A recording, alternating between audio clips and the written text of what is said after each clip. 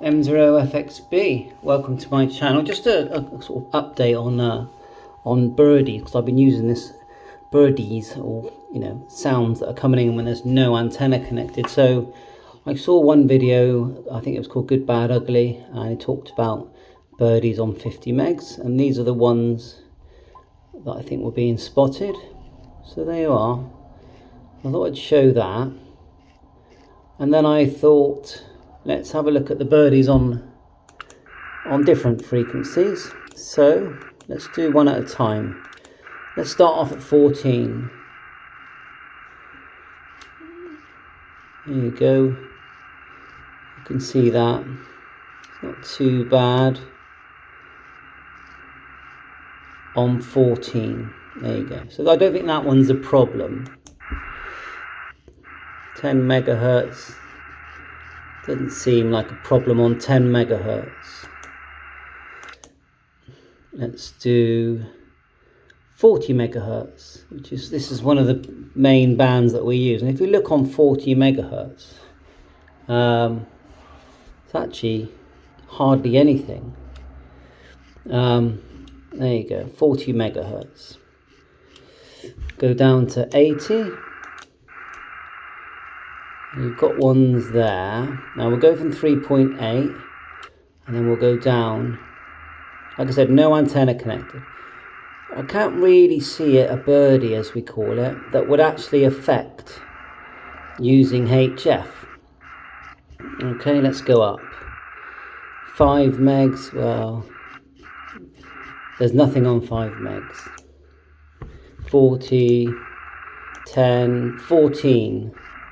Can't really see anything that would really be a problem on that. There was something there. Yeah, we can see they pop up there and there on 14.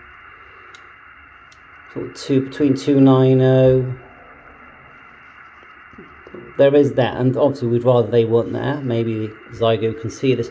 Now, I will say that Xiegu do care, and they are really trying hard to fix the bugs. And yes, they definitely shouldn't have released the radio before it was finished.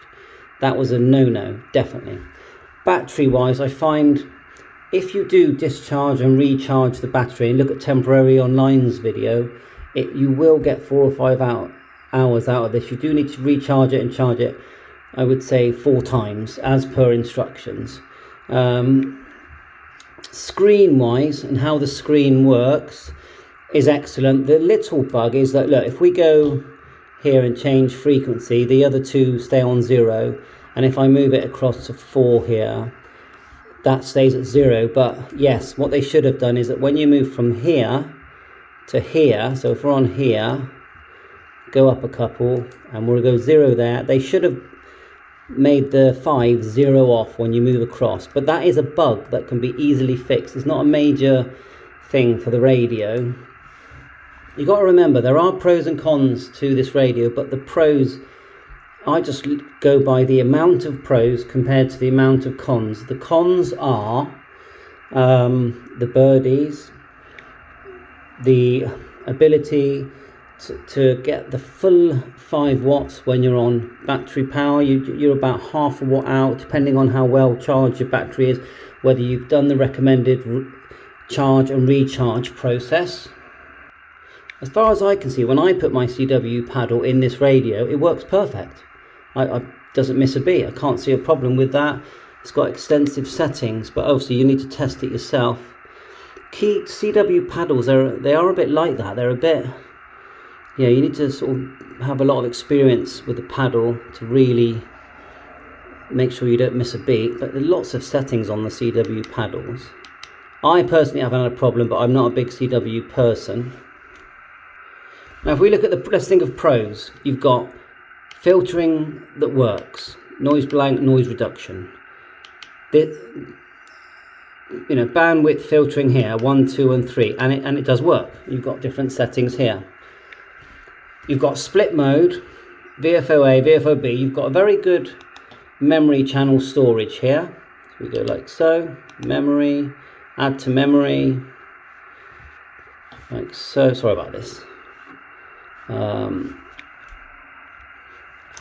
We've added one already there. We can exit out of that. We can change to another frequency, memory. We can go down.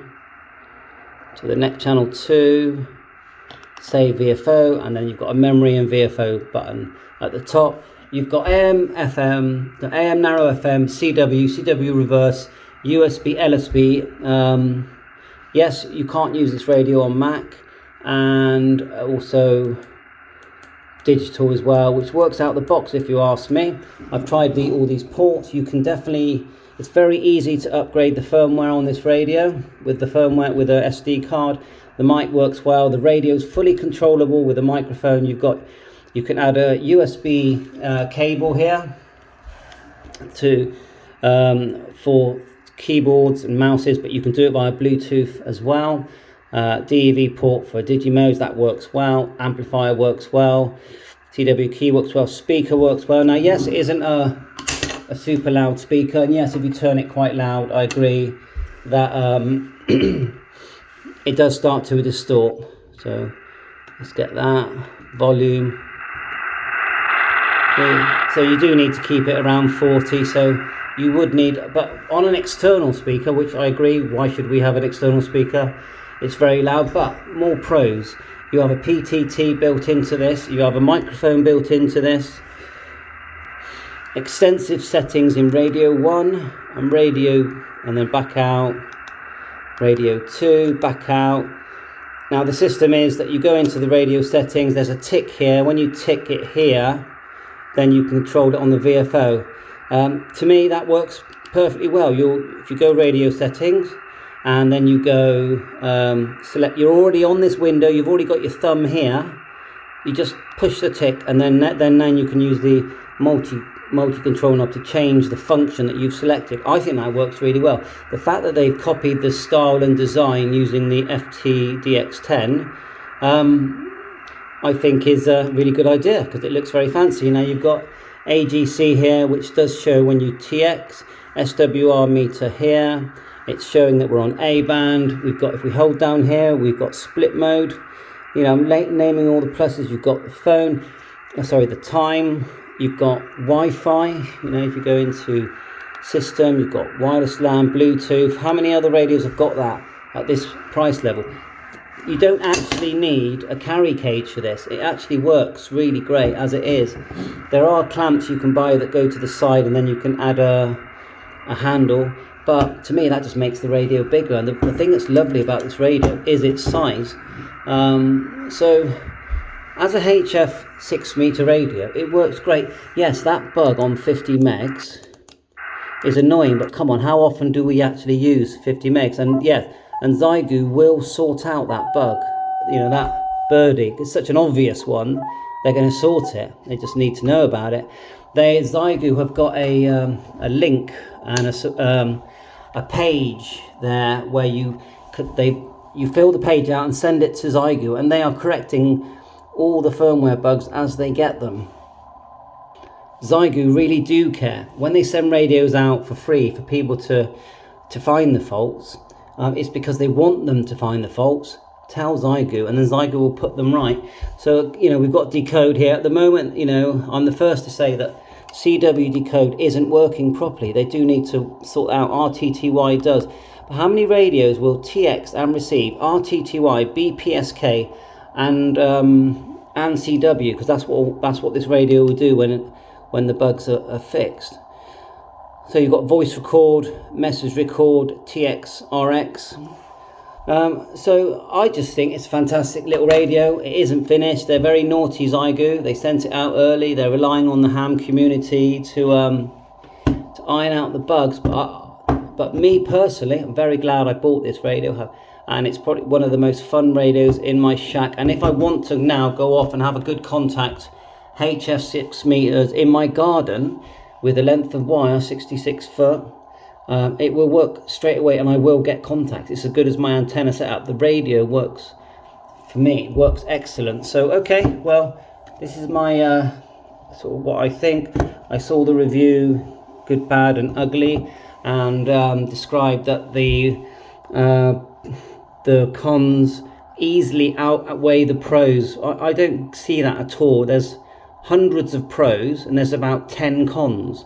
So my take on this M0FXB is It's a good radio. Yes, there are bugs that will need to be ironed out that are annoying, and I wish they didn't have those bugs, but overall I think this is a fantastic bit of kit for the price. And if anyone says what radio do I actually recommend, I will always say QRP is the ICOM 705 or the L-Craft range.